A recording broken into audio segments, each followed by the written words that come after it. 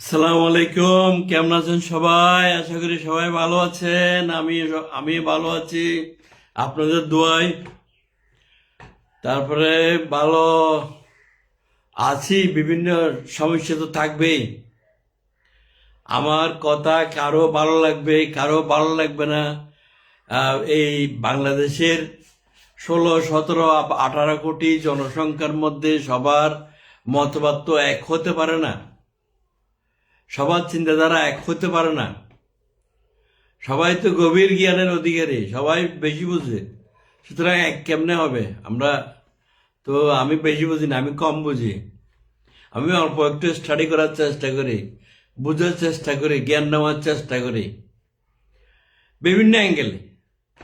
জ্ঞান নিতে চাইলে বিভিন্ন অ্যাঙ্গেলে বই পুস্তক পড়ে জ্ঞান অর্জন করা যায়। ইভেন কি আমার হাতে যে স্মার্টফোনটা আছে, এই স্মার্টফোনটাও আমার জ্ঞানের উৎস। এখান থেকে প্রচুর জ্ঞান আমি নিজে পাই এবং সেই জ্ঞানগুলি নিই এবং বিভিন্ন অ্যাঙ্গেলে বিভিন্ন প্ল্যাটফর্মে এগুলির ব্যবহার হয়। আমার ক্ষেত্রে হয়, আমি নিয়মিত জ্ঞান অর্জন করি। নিয়মিত জ্ঞান অর্জন করাটা আমাদের ধর্মীয় শিক্ষা, দোলনা থেকে কবর পর্যন্ত আমাদের জ্ঞান অর্জন করতেই হবে। তারপরে আরো একটা হাদিসে আছে যে জ্ঞান অর্জন করার জন্য প্রয়োজন বোধে তোমরা চীন দেশ পর্যন্ত যাও। তার মানে চীন দেশ বুঝে, তার মানে শুধু চীনের কথা বলা হয়নি এখানে। এখানে যেটা বলা হয়েছে সেইখানে হচ্ছে কি, চীন তখনকার আমলে, তখন যে সময়ে 1400 বছর আগে যে এই কথাটা যখন বলা হয়েছিল, তখন কোনো বাস ছিল না, ট্রেন ছিল না, ছিল ঘোড়া, ওট, এই সমস্ত কিছু এবং হাঁটা। তো এইগুলি করে চীন দেশ পর্যন্ত যাওয়া মানে অনেক দূর পর্যন্ত যাওয়া। মধ্যপ্রাচ্য থেকে, সৌদি আরব থেকে চীন পর্যন্ত যাওয়া মানে বিশাল দূরত্ব অতিক্রম করা। সেই অর্থে বোঝানো হয়েছে চীন মানে বহু দূর পর্যন্ত যেতে হবে জ্ঞান অর্জন করতে গেলে। হোয়াটএভার, আমি নিয়মিত জ্ঞান অর্জন করি যে কোনো অ্যাঙ্গেল থেকে, বই পুস্তক পড়ে, বিভিন্ন কন্টেন্ট পড়ে, দেশি বিদেশি কন্টেন্ট দেখে, বিভিন্ন থেকে ঋষি মনীষীদের ইতিহাস। ইতিহাস আমার একটা প্রিয় সাবজেক্ট। ইতিহাস থেকে আমি শিক্ষা নেই। কে কোন সময় আমার জন্মেরও 1000 বছর আগের শিক্ষা আমি নিতে চেষ্টা করি, আগের ইতিহাসগুলি আমি নেওয়ার চেষ্টা করি এবং এগুলি নিজে বিভিন্ন প্ল্যাটফর্মে আমার বিভিন্ন প্ল্যাটফর্মের সাথে, হোয়াটসঅ্যাপ প্ল্যাটফর্ম, বিভিন্ন প্ল্যাটফর্ম, সোশ্যাল মিডিয়ার প্ল্যাটফর্মে আমি এগুলি শেয়ার করি। যাই হোক, এখন কেউ একজন আসছিলেন লাইভে, আমি দেখেছিলাম। যারাই আছেন লাইভটা একটু শেয়ার করে দেবেন, যাতে আমার অন্যান্য ভাই ব্রাদার সবাই একসাথে হতে পারি, কিছু কথা বলতে পারি। আজকে কোনো কন্টেন্ট বানাচ্ছি না, জাস্ট কিছু কথা বলার জন্যই এসছি। কথাটা এরকম যে আমি একটু চালাচোলা মানুষ, আমি কঠোর ভাষায় কথা বলি, আমি কোনো পলিটিক্স করি না, আমি কোনো দলের পক্ষও না। আবার প্রশ্ন করতে পারেন আমি ভোট দিই, হ্যাঁ ভোট দিই। ভোট এটা আমার জন্মগত অধিকার। গত 16 বছর দিতে পারিনি, গত 16 বছর ভোট দিতে পারিনি। ভোট দেওয়ার সময় কত যাওয়ার পর ভোট হয়ে গেছে, তখন আর ভোট দেওয়ার কোনো কথা প্রশ্ন ওঠে না। তারপরে আরেকবার যখন ভোট দিতে যাচ্ছিলাম, তখন আওয়ামী ক্যাডার বললো যে খবর তো আসলে আপনাদেরগুলো দেওয়া হয়ে গেছে, গিয়ে লাভ নাই। যাই হোক, এই হচ্ছে ঘটনা আর কি। দিতে পারেনি, গত 15 বছর ভোট দেওয়া হয় নাই। তারপরে এইবার ভোট দেওয়ার আশা করতেছি। ভোট কাকে দেবো এটা এখনো সিদ্ধান্ত নিতে পারেনি। তার মানে ভোট তো আসলে কাকে দেব আমি কাউকে ভালো বলতে পারি না।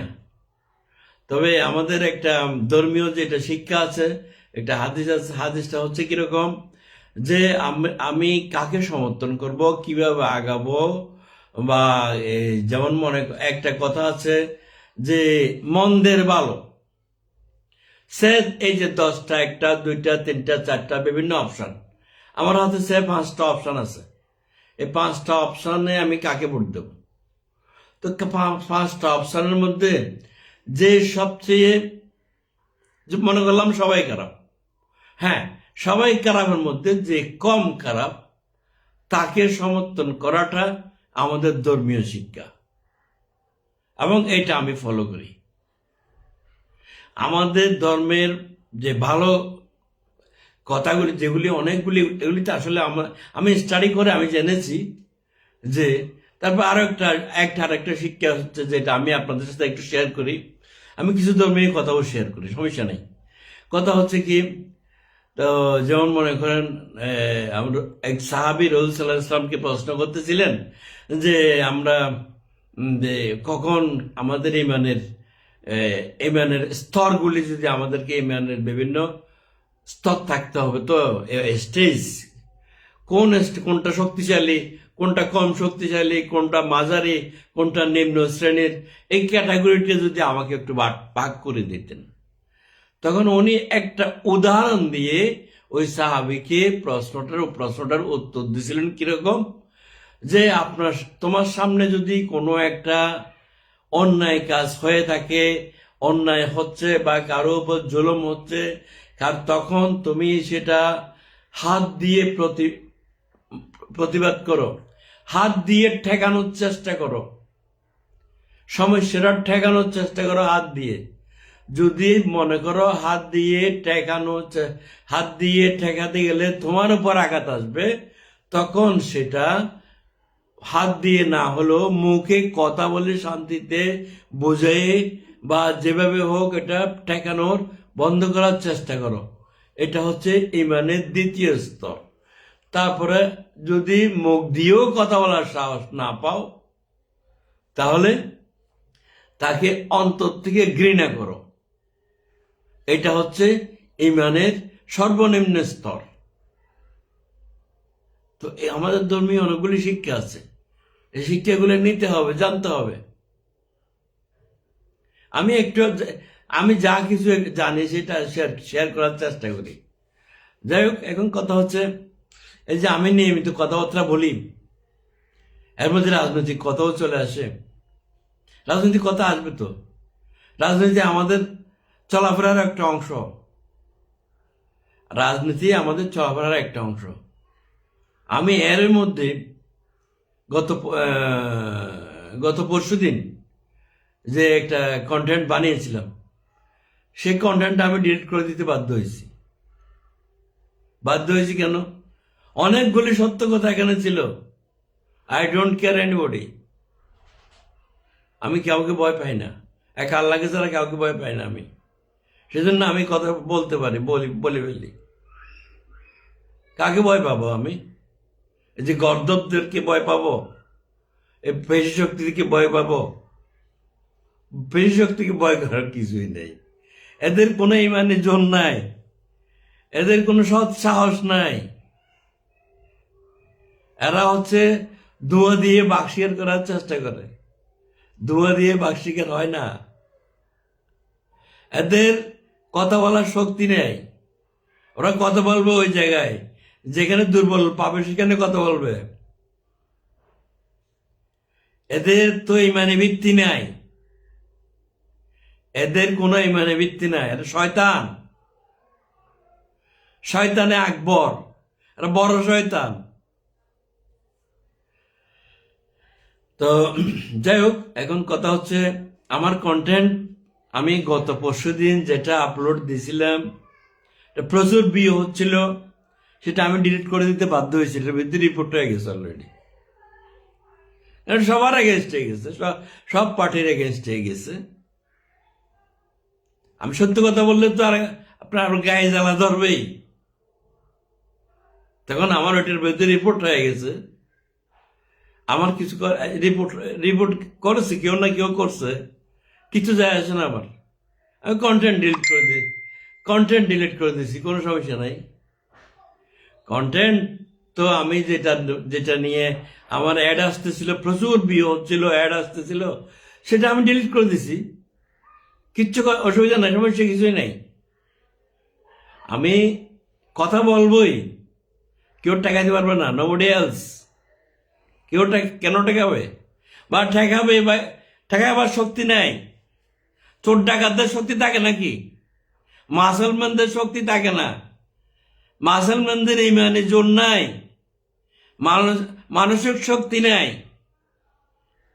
এরা ধোঁয়া দিয়ে বাঘ তাড়ানোর চেষ্টা করে। এরা তো আসলে সেজন্য এই যে আমার কন্টেন্ট আমার ডিলিট করতে হয় কেন? আমার বিরুদ্ধে রিপোর্ট হয়ে যায়।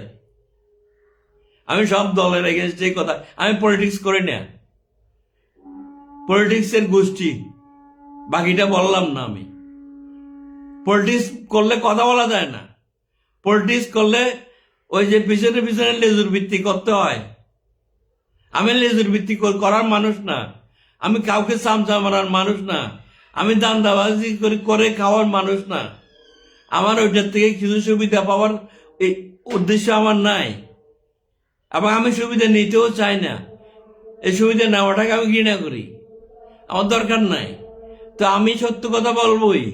এটা কার পক্ষে গেল কার বিপক্ষে গেল সেটা আমার দেখার বিষয় নাই।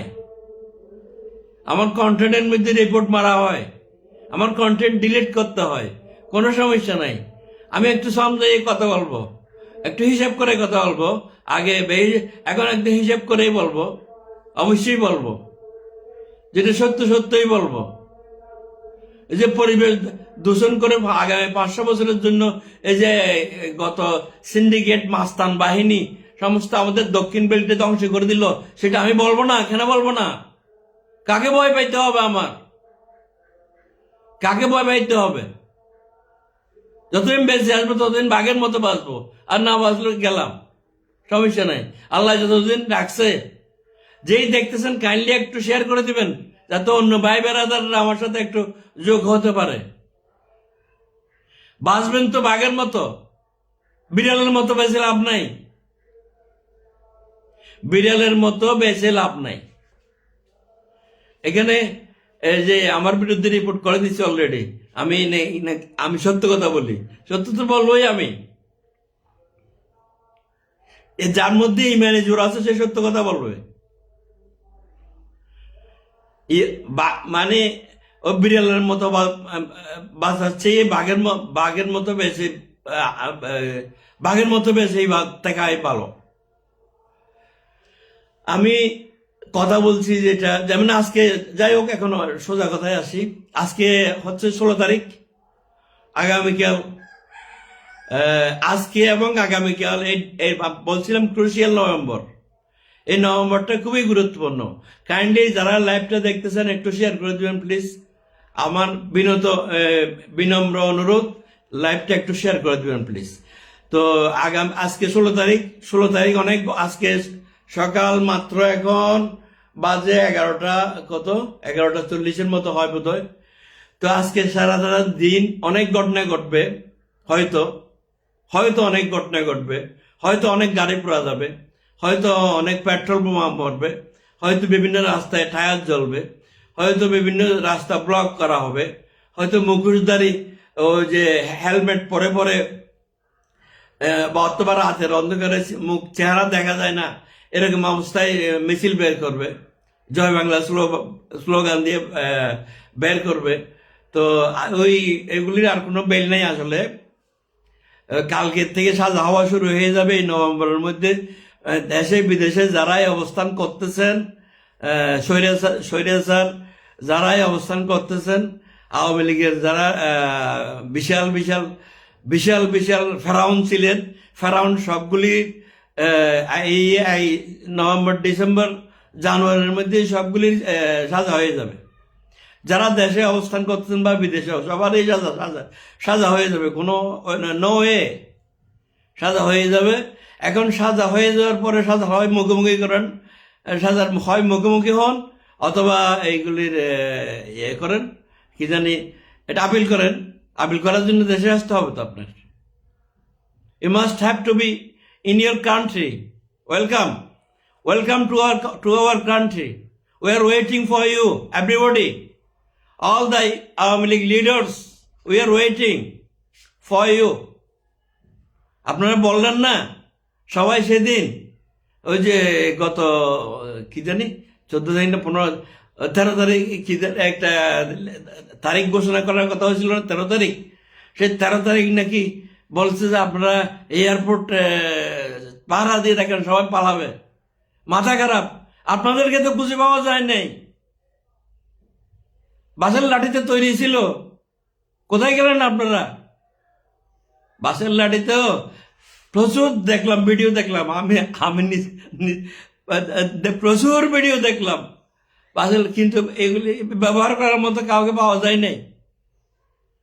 তো আপনাদের ভবিষ্যৎ বিগ 0 একটা জিরো, কিছুই নাই আর।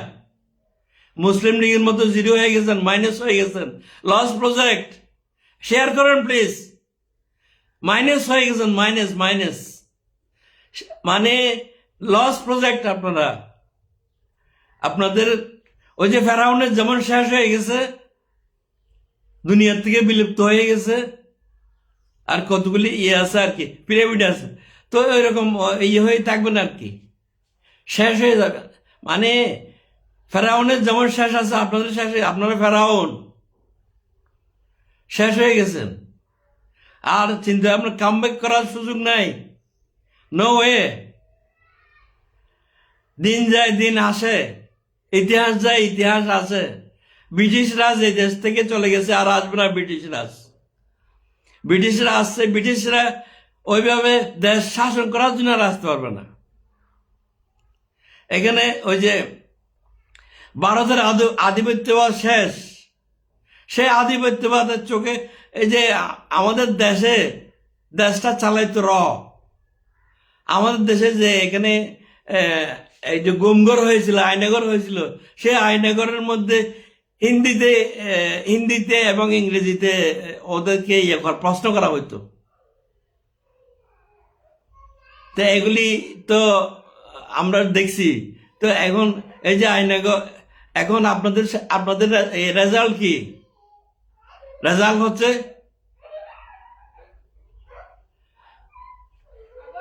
হ্যাঁ,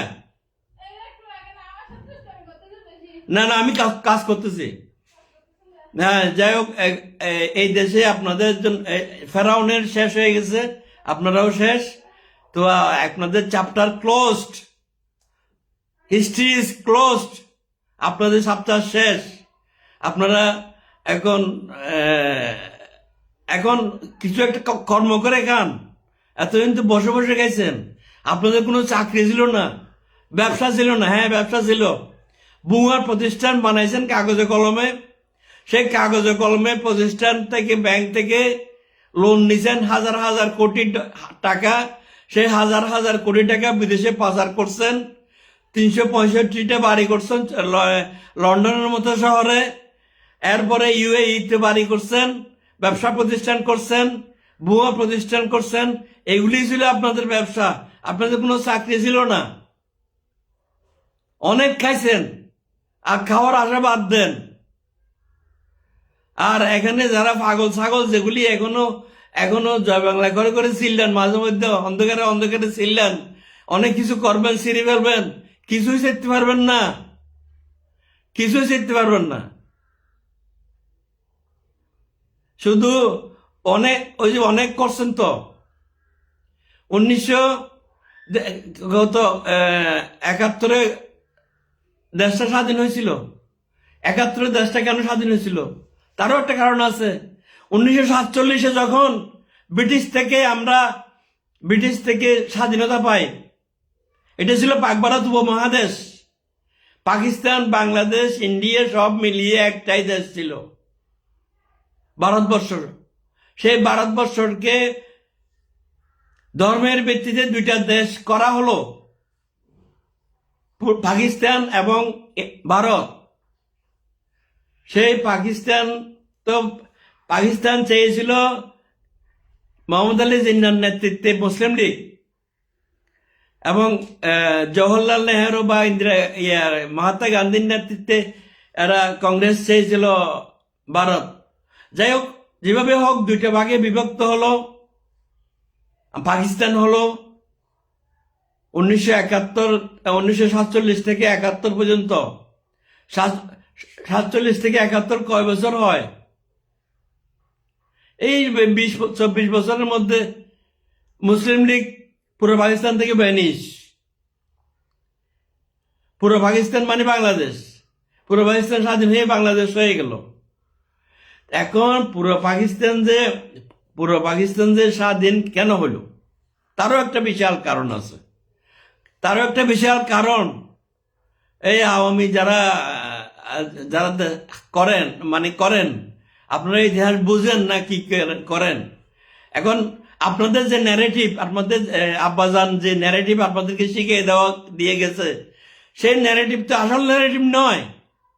আসল ন্যারেটিভ হচ্ছে এটাই, 1947 সাল যে পাকিস্তান সৃষ্টি হয়েছিল, পাক ভারত থেকে আলাদা একটা দেশ হয়েছিল, সেটা কোনো অবস্থাতেই ভারতবর্ষ মেনে নিতে পারে নাই। এটা কোনো অবস্থাতেই এই যে জওহরলাল, ওরা ভারতবর্ষে যারা ওখানে ভারতীয় নেতৃত্বে যারা ছিল, তারা কোনো রকমেই মেনে নিতে পারে নাই পাকিস্তানকে। তখন পূর্ব পাকিস্তান এবং পশ্চিম পাকিস্তানের দূরত্ব ছিল 1000 মাইল। 1000 মাইল দূরত্বের মধ্যে দুই দিকে দুইটা পাকিস্তান মানে দুইটা শত্রু, ইন্ডিয়ার দুইটা শত্রু দুই পাশে। তো দুই পাশে দুটা শত্রু যে থাকলে ওদের অনেক বেকায়দা, অনেক অসুবিধা। যে কোনো একটা শত্রুকে যদি আলাদা করে দেওয়া যায়, সেই শত্রুর আলাদা করে দেওয়ার জন্য নতুন একটা নেতার দরকার ছিল, নতুন কিছু ইস্যুর দরকার ছিল। সেই ইস্যু ছিল 6 দফা। হ্যাঁ, পাকিস্তানের অনেক অন্যায় ছিল, পাকিস্তান অনেকগুলি জাতিতে বিভক্ত ছিল। সে বিভক্তের মধ্যে আমরা বাঙালি একটা জাতি, বাঙালি ছিল, পাঞ্জাবি ছিল, সিন্ধু ছিল, বেলুচ ছিল, তারপরে বেলুচিস্তান ছিল, তারপরে ওই পাঠানদেরকে ফ্রন্টিয়ার বলতো, ওদেরকে ফ্রন্টিয়ার ছিল, তারপর কাশ্মীর ছিল। সব মিলিয়ে পাকিস্তানের 5টা প্রদেশ। পাকিস্তানে প্রত্যেক প্রদেশের আলাদা আলাদা জাতি, আলাদা আলাদা জাতির আলাদা আলাদা ভাষা। পাকিস্তানের ভাষা কিন্তু উর্দু নয়, উর্দু মূলত ভারতেরই ভাষা। এই কথাগুলি কয়জনে জানেন? তো এখন সেই পাকিস্তানকে, পূর্ব পাকিস্তান এবং পশ্চিম পাকিস্তান, সেটা দুই ভাগে ভাগ করে দেওয়ার পরে, ভাগ হয়ে আসার পরে দুইটাই যখন শত্রু, যে কোনো একটা শত্রুকে আলাদা করার জন্য তখন কিছু ইস্যুর দরকার ছিল। সেই ইস্যু হচ্ছে কি 6 দফা। 6 দফা কি, পশ্চিম পাকিস্তান পূর্ব পাকিস্তানকে শোষণ করতো তখন, এটি সত্য কথা। পশ্চিম পাকিস্তান যখন পূর্ব পাকিস্তানের যে সোনালী পাটের যে এক্সপোর্ট ছিল, বিশাল এক্সপোর্ট ছিল, পশ্চিম পাকিস্তানের সেরকম কোনো কিছুই ছিল না উৎপাদন করার সামগ্রী, কিছুই না থাকতে ওরা 22টা পরিবার ছিল। যেমন ইস্পাহানি ছিল, ইস্পাহানি 22 পরিবারের এক পরিবার। সেই 22 পরিবারের ওরা পশ্চিম পাকিস্তানরা বাংলাদেশের যে এক্সপোর্টকৃত পাটের বৈদেশিক মুদ্রা, এরা 70% ইয়েতে নিয়ে যেত, পশ্চিম পাকিস্তান নিয়ে যেত, 30% বাংলাদেশের রাখতো। এই ইস্যুগুলি ইন্ডিয়া কোট করছে, 1 নম্বর, 2 নম্বর, 3 নম্বর, 4 নম্বর, 5 নম্বর, 6 নম্বর। 6 নম্বর কোট করে 6 দফা দাবি। 6 দফা দাবিটা সঠিক ছিল। সেই 6 দফা দাবির নেতা ছিল প্রথমে মৌলানা ভাসানীর নেতৃত্বে আওয়ামী মুসলিম লীগ তৈরি হয়েছিল পাকিস্তানকে আলাদা করার জন্য, পাকিস্তানকে স্বাধীন করে দেওয়ার জন্য, পাকিস্তানকে বাংলাদেশ করে দেওয়ার জন্য। এবং এই ভারতের এই ষড়যন্ত্রের নায়ক ছিল কে আপনারা জানেন? যারা এই দেশটা স্বাধীন করছে, সেই ছিল নায়ক। তাকে ভারত ওনাকে সিলেক্ট করেছিল যে এইটা যোগ্য নেতা, কথা বলতে পারে, কথা বলার মানে যে ভাষণ দিতে পারে সুন্দর মধুর মতো ভাষা, তো তাকেই তো সিলেক্ট করবে। তাকে সিলেক্ট করে তার মুখের মাধ্যমে 6 দফা দাবি পেশ করে। 6 দফা দাবিগুলি কিন্তু জেনুইন, সত্য দাবি। আমাদেরকে পশ্চিম পাকিস্তান শোষণ করতেছিল, তখন সেই 6 দফার দাবির ভিত্তিতে এই দেশের শতকরা 99 জন মানুষ আওয়ামী লীগ হয়ে গেছিল। আওয়ামী লীগ ছাড়া কোনো দল ছিল না। দেশ শাসন করত মুসলিম লীগ, বিরোধী দল ছিল আওয়ামী লীগ।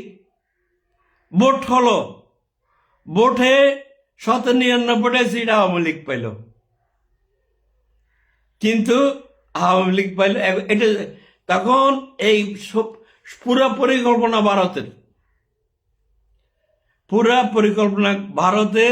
ভারতের পরিকল্পনায়, এবং এই দেশের একজনকে বেছে নিয়ে এই যে এদেরকে আমাদের জাতির পিতা বানিয়ে দিয়ে এদেরকে এই একটা ন্যারেটিভ সৃষ্টি করে আমাদের দেশটাকে স্বাধীন করে দিল। স্বাধীনতার দরকার ছিল, পশ্চিম পাকিস্তান থেকে আলাদা হওয়ার দরকার ছিল, আর পশ্চিম পাকিস্তান থেকে আমরা বাংলাদেশ হওয়ার দরকার ছিল। এটা win win position. Win win position মানে আমরা বাংলাদেশি মানুষও জিতলাম, ভারতও জিতলো। ভারতের ষড়যন্ত্র সাকসেস, আমাদেরকে স্বাধীন করে দিতে পারলো। এবং একটা পাপেট সরকার, শেখ মুজিবুর রহমান ছিল পাকিস্তানের কারাগারে বন্দী। এই যে 10 মাস যুদ্ধ হয়েছিল এখানে, সেই যুদ্ধটার মধ্যে কোনোটার মধ্যেই তো এখানে আসলে আওয়ামী লীগের মুক্তিযোদ্ধা কেউ ছিল না তেমন। আওয়ামী লীগের নেতারা, এই যে আওয়ামী পরিবারের, শেখ পরিবারের কেউ মুক্তিযোদ্ধা করে নাই, কেউই করে নাই। শেখ মুজিবুর রহমান ছিল পাকিস্তানের কারাগারে বন্দী। শেখ মুজিবুর রহমান পাকিস্তানের কারাগারে বন্দী থাকার পরে উনি যখন 16ই ডিসেম্বর পাকিস্তানের 90,000 সশস্ত্র সৈনিক এখানে আত্মসমর্পণ করলো, সারেন্ডার করলো। যুদ্ধের সর্বাধিক নায়ক ছিল জেনারেল ওসমানী। জেনারেল ওসমানের হাতে সারেন্ডার করতে দেয় নাই ইন্ডিয়া। জেনারেল ওসমানীকে কোনো পাত্তা না দিয়ে ভারতীয় জেনারেল মানেকশার কাছে নিয়াজিকে সারেন্ডার করালো রেসকোর্সের মাঠে। সে নিয়াজিকে যে সারেন্ডার করালো, এটা তো হকদার ছিল জেনারেল ওসমানী। জেনারেল ওসমানীকে পাত্তাই দিল না। জেনারেল ওসমানীকে পাত্তায় না দিয়ে আমাদের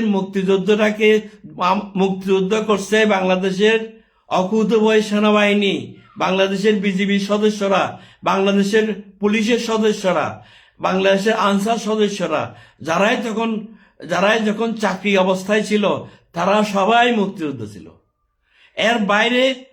এর বাইরে আরো অনেক মুক্তিযুদ্ধ, সাধারণ মানুষ যোগ দিছিল মুক্তিযুদ্ধে। এরা খেয়ে না খেয়ে এরা যুদ্ধ করছিল, বাংলাদেশি মানুষেরাই কষ্ট করছে। কিন্তু ভারত এটাকে দেখাই দিচ্ছে ভারত পাকিস্তান যুদ্ধ হিসাবে। বাংলাদেশের স্বাধীনতা ভারতে মানে না, এরা মানে এটা ভারত পাকিস্তান যুদ্ধ হিসেবে দেখে। ভারত জিতছে, এই ইন্ডিয়ান এইরকম নিয়ে সিনেমা বানাইছে। একটা সিনেমার নাম বললাম, সিনেমার নাম হচ্ছে চিটাগাং নাম দিয়ে একটা সিনেমা আছে। এরকম আরো অনেক সিনেমা আছে যেগুলোর মধ্যে দেখানো হয়েছে আমাদের স্বাধীনতা সংগ্রামটা, স্বাধীনতার যুদ্ধটা ভারত পাকিস্তান যুদ্ধ। ভারত এটাই মনে করে আমাদের স্বাধীনতা বলে কিছুই মনে করে না। এবং শেখ মুজিবুর রহমান যখন পাকিস্তানের কারাগারে, ওনার তো আসলে রায় হয়ে গেছিল, ফাঁসি হয়ে গেছিল, ওনার খবর করা হয়ে গেছিল। তখন উনি ওখান থেকে পাকিস্তান গভর্নমেন্ট ওনাকে উঠিয়ে দিল একটা প্লেনে। সে প্লেনটা গেল লন্ডন হিথ্রো। উনি 10-12 ঘন্টা ছিল। 10-12 ঘন্টা উনি তখন বুঝলো যে বাংলাদেশ স্বাধীন হয়ে গেছে। তখন লন্ডন থেকে উনি চলে আসবে বাংলাদেশে। উনি বাংলাদেশে না আসে, তৎকালীন ইন্দিরা গান্ধীর হুকুমে উনি যাইতে বাধ্য হলো দিল্লি গিয়ে 25 বছরের একটা গোলামী চুক্তি সই করলো। 25 বছরের যে গোলামী চুক্তি সই করলো, সেই চুক্তিতে কি কি লেখা ছিল সেটা এখনো প্রকাশ করে নাই, এখনো প্রকাশ হয়নি। অসম চুক্তি, গঙ্গার পানি বেশিরভাগ ওরা নিয়ে যাবে। মানে যে এই ধরনের আমরা নিজস্ব কোনো শক্তিশালী সামরিক ব্যবস্থা গড়ে তুলতে পারবো না।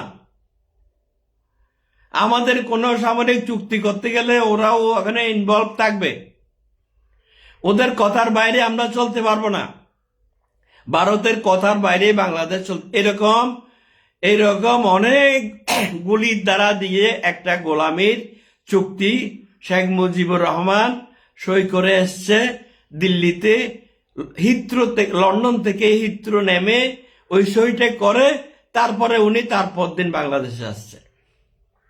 সেগুলি আমাদের চোখের দেখা, এগুলি ইতিহাস। যে ন্যারেটিভ আওয়ামী লীগ প্রচার করছে সেই ন্যারেটিভ সঠিক নয়, এই ইতিহাস সঠিক নয়। এই ইতিহাস আরো লেখা হবে আরো 100 বছর পরে। সম্মুখ সারির যোদ্ধা ছিলেন কারা? 4টা ফোর্স ছিল এখানে। S force Shafiullah force, K force হচ্ছে খন্দকার ফোর্স, জেড ফোর্স হচ্ছে জিয়া রহমান ফোর্স, এরকম 4টা ফোর্স ছিলেন। এই জিয়া রহমানের সাথে সাথেই ছিলেন কিন্তু এই ডক্টর কর্নেল ওলি আহমেদ সাহেব। উনি মুক্তিযোদ্ধার সম্মুখ সারির একজন যোদ্ধা। প্রথম বিদ্রোহ ঘোষণা করছিল এই চট্টগ্রাম ক্যান্টনমেন্ট থেকেই জিয়া রহমানের সাথে লেফটেন্যান্ট কর্নেল ওলি আহমেদ সাহেব। ওনাকে আজকে অনেকে বিতর্কিত করতেছে, বিতর্কিত করতে পারে। উনি সৎ সাহস রাখে সত্য কথা বলার। এখানে আওয়ামী লীগ আমাদেরকে যে সমস্ত ভুল ন্যারেটিভ, ভুল ইতিহাস, ভুল কথা যে ইতিহাসে শিখিয়ে দিয়ে গেছিল, একটা কথা আছে 10 চক্রে ভগবান বুধ, মানে আপনি 10 জনে যদি একই মিথ্যা কথা বলে সেটা সত্য বলে প্রমাণ হয়ে যায়। ঠিক এইভাবেই অনেকগুলি মিথ্যা ইতিহাস আমাদের উপর চাপাই দিয়েছে আওয়ামী লীগ। সেই মিথ্যার উপর এতদিন দেশটা চলছে, সেই ন্যারেটিভের উপর এই দেশটা চলছে। এখন ইতিহাস পাল্টে গেছে। ফেরাউন ইজ ওভার, ফেরাউন শেষ, ফেরাউনের দিন শেষ, ক্লোজড। আগামীকাল 17 তারিখ 2টার রায় হয়ে যাবে। রায় কি হবে এটা আপনারাও জানেন, আমিও জানি। এবং পরবর্তী আর যেগুলি কাঁচার মধ্যে আছে প্রত্যেকদিন ঢুকায় আর বার করে, এগুলি একটা সবগুলি রায় হয়ে যাবে। আবার যেগুলি ভারতে অবস্থান করতেছে সেগুলির রায় হয়ে যাবে। যেটা ডেনমার্কে অবস্থান করতেছে ওই যে কি জানি উত্তর চট্টগ্রামের বিশাল ধ্বনি, এটারও রায় হয়ে যাবে। সবগুলির রায় হয়ে যাবে। রায় হয়ে যাওয়া মানে রাজনীতি থেকে রাজনীতি করতে পারবো না। এটা কোন আমলে রায় হলো সেটা বড় কথা না। বড় কথা হলো হাকিমের মুখ দিয়ে যেটা বাইর হলো সেটাই হুকুম, সরকার থাকুক বা না থাকুক, যে দলেই ক্ষমতায় আসুক, হাকিমের মুখ দিয়ে যেটা বাইর হয়েছে এটাই হুকুম। এখন সেই রায় ফেস করার জন্য দেশে আসেন, আপিল করেন, রিভিউ করেন, সুপ্রিম কোর্ট করেন, হাইকোর্ট করেন, দেশে আসেন। You must have to be come in our country. এখানে দেশে আসার কোন বিকল্প নেই। দেশে আসলেই ঢুকবেন, দেশে আসলে ফাঁসিটাই কার্য হওয়ার আগে অনেকগুলি রিভিউ আছে, আপিল আছে, সেগুলি করেন, রায়ের সিস্টেমেটিক পদ্ধতিগুলি করেন। আর লাইভটা একটু শেয়ার করে দিবেন প্লিজ। তো যাই হোক, এই যে কতগুলি ভুল ন্যারেটিভ আমাদের বিরুদ্ধে প্রচার করা হয়েছিল, এতগুলি মানুষ মারা হয়েছিল, এতগুলি দূষিত হয়েছিল, অনেক, এখানে কিছুই হয়নি।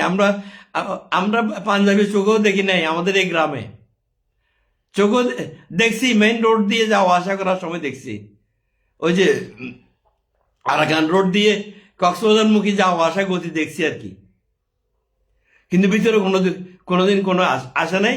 এখানে যা কিছু অত্যাচার হয়েছে, কিছু মুজাফফরাবাদ, কিছু মানে সনাতনীদের বাড়িঘরে জ্বালায় দেওয়া হয়েছিল, সেটা দেখছি, অতটুকুই। মানুষ মরছে, তবে যত মরছে বলতেছে অত না। এটা একটা ভুল ন্যারেটিভ মানুষের মাথার মধ্যে ঢুকে গেঁথে দেওয়া হয়েছে। এটা ইতিহাস 100 বছর, ইতিহাস সবসময় 100 বছর পরে লেখা হয়, সবসময় 100 বছর পরে ইতিহাস লেখা হয়, সত্য ঘটনাগুলি উঠে ধরবে। সম্মুখ সারির যোদ্ধা যারা ছিলেন তারা কিন্তু দাম পায় নাই।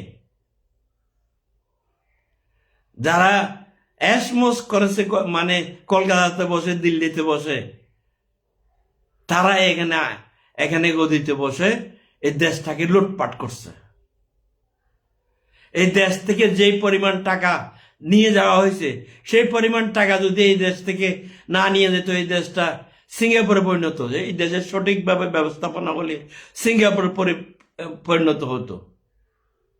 এই যে মানে 100 টাকার প্রজেক্টগুলি 1 কোটি টাকা দিয়ে করছে, 100 টাকার প্রজেক্ট 1 কোটি টাকা দিয়ে করছে।